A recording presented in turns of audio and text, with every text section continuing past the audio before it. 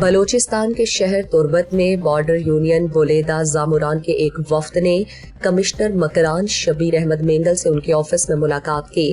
اس موقع پر deputy commissioner Kech Bashir Ahmed Bareach بھی موجود تھے۔ وفد نے کمشنر اور ڈی سی کو بتایا ماضی سے حکومت پاکستان اور ایران کی طرف سے ایران بارڈر پر رہنے والے لوگوں کی آپس میں عزیز اور رشتہ داریاں ہیں اور ساتھ کئی سالوں سے تیل اور خورنوش کی اشیاء آزادانہ کاروبار کرتے تھے۔ انہوں نے کہا 3-4 ماہ سے مسلسل ہمیں کہا جا رہا ہے کہ اب بولیدہ زاموران کے لوگوں کے لیے ایک کراسنگ پوائنٹ کا نوٹیفیکیشن جاری ہو چکا ہے، لہٰذا آپ سے گزارش ہے کہ ہمارے لیے کراسنگ پوائنٹ جلد از جلد کھول دیا جائے تاکہ کاروبار میں آسانی پیدا ہو جائے۔ جب سے ہمارے بارڈری امور سول انتظامیہ کے سپرد کیے گئے ہیں اسی دن سے آج کے دن تک انتظامیہ کی طرف سے ایک لائن سسٹم گاڑیوں کی شروع کی گئی ہے جو کہ یہ علاقے والوں کے کاروبار اور امن کے حوالے سے نقصان دہ ہے۔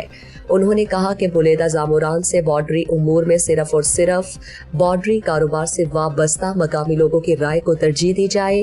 کمشنر مکران شبیر احمد مینگل اور ڈی سی کیچ بشیر احمد نے وفد کو یقین دہانی کرائی کہ جلد ایک میکانزم کے تحت انصاف پر مبنی فیصلہ کیا جائے۔